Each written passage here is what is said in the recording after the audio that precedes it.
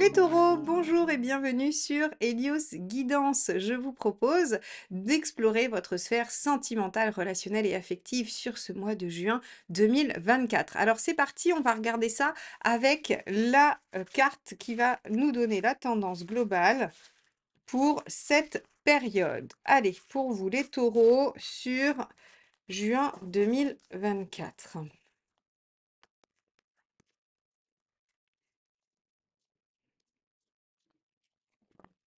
Le diable. Alors, avec le diable, plusieurs choses. De la concrétisation, de la mise en avant de votre capacité à séduire, à plaire, de l'obtention de ce que vous voulez, c'est une carte de concrétisation. C'est-à-dire qu'on est capable de mettre en œuvre tout ce qu'on a en soi pour atteindre un objectif. Donc, si on doit persuader, on persuade. Si on doit convaincre, on convainc. Si on doit séduire, on séduit. En tout cas, on arrive à utiliser à peu près tout pour mettre en œuvre son projet. Dans la sphère relationnelle, qu'est-ce que ça signifie? Eh bien, plusieurs choses. D'une, il peut y avoir le passage d'une relation amicale à une relation charnelle, physique, amoureuse. Il peut y avoir le fait de s'attacher de façon démesurée à quelqu'un. Il peut y avoir le fait de se retrouver un peu piégé aussi dans une relation. Et il peut aussi s'agir de ce que je vous expliquais juste avant, c'est-à-dire d'arriver à concrétiser quelque chose que vous vouliez peut-être depuis un moment. Donc, on va regarder comment ça se concrétise dans votre tirage? Allez, quel est votre état d'esprit à vous, les taureaux, sur cette période?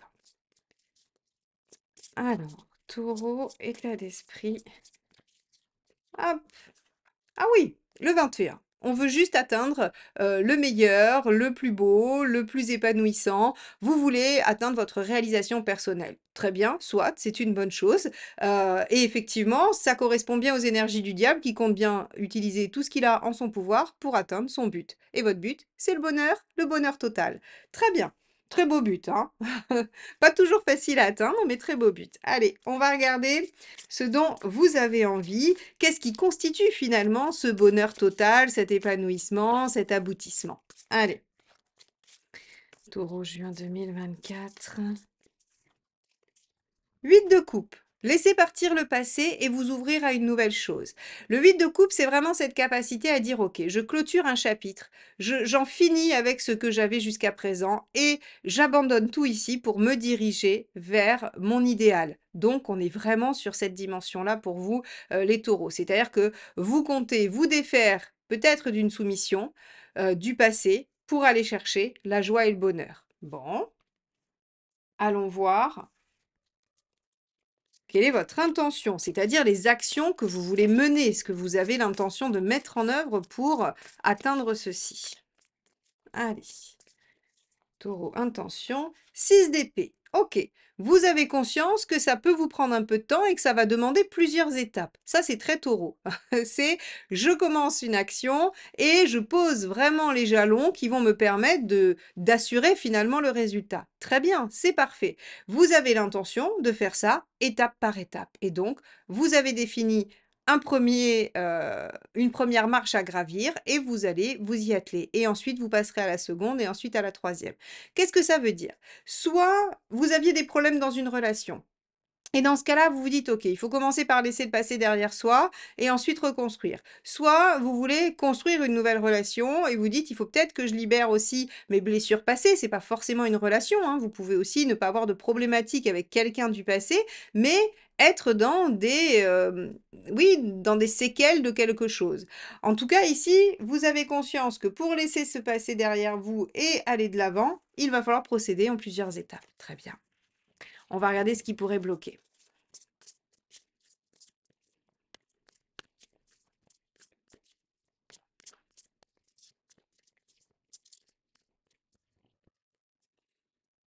As de coupe. OK. Avec l'as de coupe, en fait, vous pourriez vous sentir un peu seul dans cette démarche. Vous pourriez aussi peiner à amorcer les choses au niveau, émotionnel. Alors, par exemple, vous pourriez avoir envie de vous défaire de vos problématiques et de vous engager vraiment avec quelqu'un avec qui vous êtes, par exemple. Mais vous peinez à déployer l'aspect affectif. Ou bien, vous avez du mal à cerner ce que vous voulez vraiment. Vous voulez le bonheur, mais de quoi se constitue-t-il finalement? De quoi se constitue-t-il? Qu'est-ce que je vais, mettre en œuvre? Alors, pas qu'est-ce que je vais mettre en œuvre, vous avez conscience qu'il y a plusieurs étapes, mais est-ce que vraiment je suis en capacité de suivre mon cœur ou est-ce que c'est un plan mental? Et d'ailleurs, ça pose bien la question puisqu'ici on a de l'épée et ici on a de la coupe. Donc on voit qu'il y a une légère distorsion entre ce que votre mental a décidé et ce que votre cœur voudrait. Votre cœur semble être un peu en panne, en fait, si vous voulez. Hein, quand on a l'as de coupe en difficulté, c'est qu'on a du mal à faire jaillir de son émotionnel une impulsion. Bon, très bien, on va regarder. Quel est le conseil? Peut-être on va avoir des petites choses qui vont nous aider à dépasser cet as de coupe. Allez, quel est le conseil du tarot pour les taureaux, s'il vous plaît? 10 de bâton. Ah, intéressant. Le 10 de bâton, c'est de laisser tomber tout ce qui vous pèse.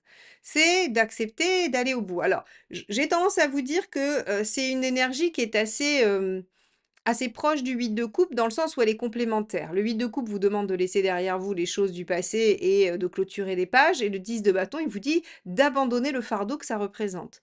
Il vous demande d'aller au bout du truc et de lâcher, c'est-à-dire que voilà, si vous voulez repartir sur un nouveau cycle, il faut bien abandonner le poids, la charge et tout ce que vous avez pu porter jusque-là. Donc ici, en fait, j'ai l'impression que cet as de coupe, il peine parce qu'il est un peu étouffé. Il est un peu étouffé par tout ce que ça représente et tout ce que vous avez encore sur vos épaules. Bon, alors, que ce soit, là, je précise pas parce qu'en fait, que vous soyez célibataire à la recherche, que vous soyez dans une relation, la problématique reste la même, en fait, hein. Ce qui vous empêche d'atteindre votre objectif, c'est tout ça, que vous soyez seul ou en couple. Allons voir ce qu'il ne faut pas faire. As de bâton. Se précipiter. Pourquoi? Pourquoi il ne faut pas se précipiter? Parce que, encore une fois, et c'est grâce aux éléments que le tarot nous répond, c'est-à-dire que 6 d'épée, intellectuellement, vous savez qu'il y a une transition à opérer et vous savez que vous devez faire étape par étape. Mais émotionnellement, vous avez du mal à se faire jaillir de votre cœur quelque chose, une envie, une impulsion. Et l'as de bâton, c'est forcé par l'action. C'est-à-dire, vous savez, des fois, alors ça marche pour certaines choses, on vous dit vous n'aimez pas le sport, bah forcez-vous au début, et puis après vous allez voir que grâce à l'adrénaline et tout ça, ce que ça procure, vous allez devenir accro. C'est-à-dire que quelque chose que vous n'aimez pas ou que vous n'avez pas vraiment envie de faire, si vous vous forcez à le faire, vous pouvez développer un certain plaisir, et donc voilà, on passe en force avec l'action. Ici, on vous dit, il ne faut pas passer en force avec l'action. Parce qu'en fait, vous allez vous décourager. C'est-à-dire que si vous faites les choses, alors que vous n'en avez pas envie et que vous n'êtes pas débarrassé du reste, eh bien, vous allez vous en rajouter et vous allez, stagner. Ce qui fait que ça va vous décourager et vous allez laisser tomber le 21, vous allez laisser tomber votre épanouissement. Donc, si vous êtes dans une relation, que ça ne fonctionne pas, arrêtez de faire toujours la même chose et essayez de poser un peu le fardeau pour voir si vous pouvez laisser jaillir une nouvelle idée ou une nouvelle envie par rapport à ce que vous voulez dans cette relation. Et si vous êtes seul, ne vous forcez pas à rencontrer quelqu'un et à démarrer une nouvelle histoire tant que vous n'avez pas clôturé les choses du passé qui vous encombrent. En gros, c'est un peu ça. Voilà ce qu'on nous dit. Bon, on va aller voir ce qui se joue du côté de la personne en face de vous. Ça va être assez intéressant parce que est-ce que cette personne, elle va vous aider à clôturer cette page ou est-ce qu'elle vous maintient là-dedans? Ça, c'est autre chose. Allez, on va regarder quel est l'état d'esprit, donc soit de la personne qui est dans votre vie, dans votre cœur, ou la personne en chemin vers vous. Celle que vous pourriez vous forcer à rencontrer. Allez, on va voir ça.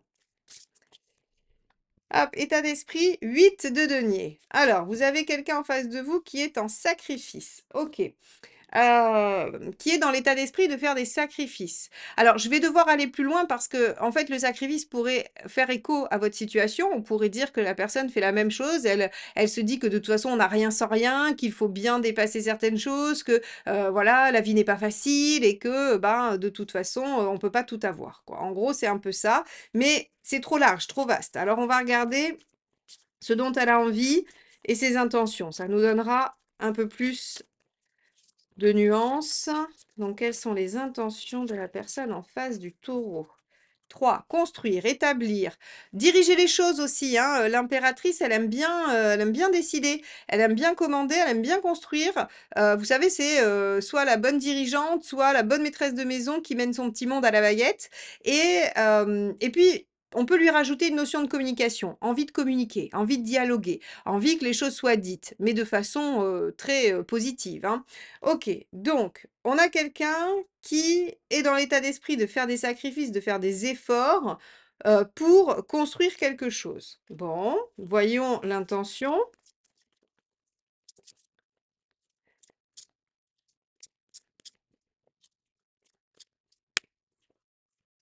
Le mât.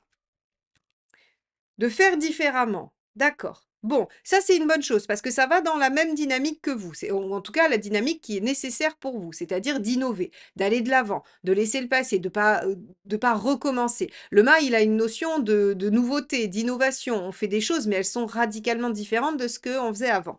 Ici, moi j'ai l'impression que la personne en face de vous est prête au sacrifice, est prête à attendre que vous soyez dans la bonne dynamique pour construire avec vous et repartir sur une nouvelle base. C'est vraiment ce que ça m'évoque comme, comme interprétation. Alors on va regarder le blocage et puis les ressources et le facilitateur, ça va nous aider à valider cette hypothèse ou non. Allez, quel est le blocage potentiel avec cette personne? Ah, 10 d'épée aussi.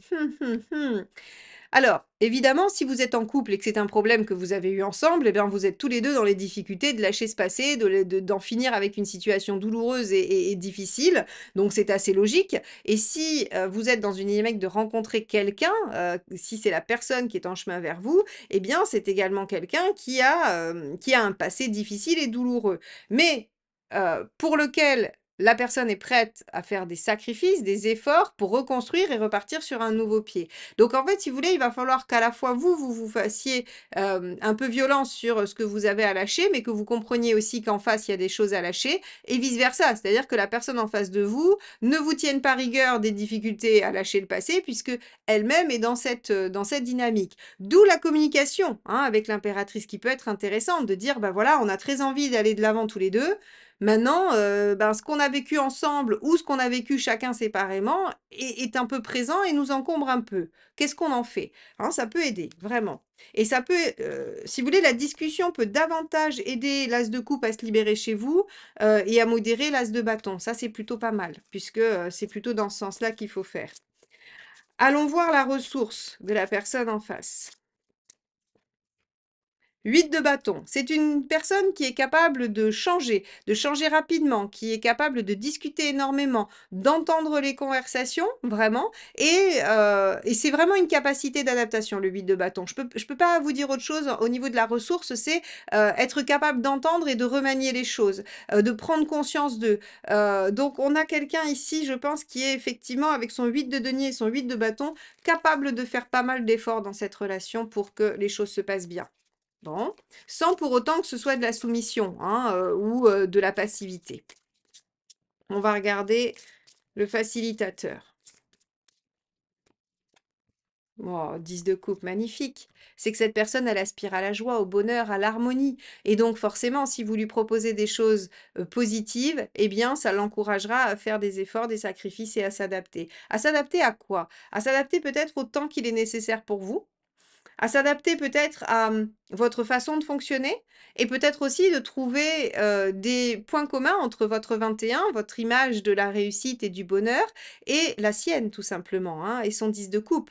Donc ici, on a, vous voyez, on avait un diable qui nous dit: «On prend les choses en main, on concrétise, on arrive à ses fins». Moi, je crois qu'il y a des difficultés que vous rencontrez, que l'autre personne en face rencontre, mais par contre, vous êtes tout à fait capable de les dépasser ensemble et ça, c'est quand même très, très chouette parce que c'est pas très souvent. On va regarder tout de suite où vous en êtes à la fin du mois. Donc, on va tirer 2 cartes, une de chaque jeu, pour nous dire un petit peu où est-ce que vous en êtes à la fin. Eh bien, ça sera celle-ci. Waouh, magnifique. Arcane 6. Bon, bah, il y a pas mieux. À la fin, vous êtes dans, des sentiments réciproques, une relation qui, voilà, qui nourrit les choses autour de la bienveillance, de la douceur, voilà. On a vraiment une très, très belle carte avec de la réciprocité, de l'amour. Donc là, À part le soleil, on ne pouvait pas rêver mieux. On va regarder ce que nous dit la deuxième carte et je vous en ferai l'analyse avec le 6. Allez, donc où est-ce que les taureaux en sont à la fin du mois? 5 de pentacles. Bon, vous êtes en train de travailler sur vos peurs, c'est-à-dire qu'une relation suffisamment sécurisante, harmonieuse, réciproque vous permet de dépasser vos peurs qui étaient ici et vous permet d'avancer. Moi, je crois que ça concerne les 2, c'est-à-dire que vous allez, grâce à la compréhension mutuelle, arriver à dépasser les obstacles et surtout à clôturer un passé encore un peu douloureux, un peu trop présent et vous permettre ensemble d'aller de l'avant et d'ouvrir sur une nouvelle page de vie. Voilà pour vous les taureaux, j'espère que cette vidéo vous aura aidé à mieux cerner ce qui se passe pour vous dans la situation sentimentale. N'hésitez pas à liker, commenter, partager cette vidéo et surtout abonnez-vous à la chaîne. Il y a plein de nouveautés qui sont sorties et qui sont encore à venir là sur les 2-3 mois. Donc ne ratez rien, abonnez-vous, activez la clochette et on se retrouve donc avec les vidéos de pleine lune, de nouvelle lune, bientôt les méditations guidées et la sortie de la formation en autonomie du tarot Rider-Waite, les arcades majeures, pour que vous puissiez vous-même faire tous ces tirages. Je vous souhaite une très très belle journée et un très beau mois de juin et à très bientôt. Bye bye.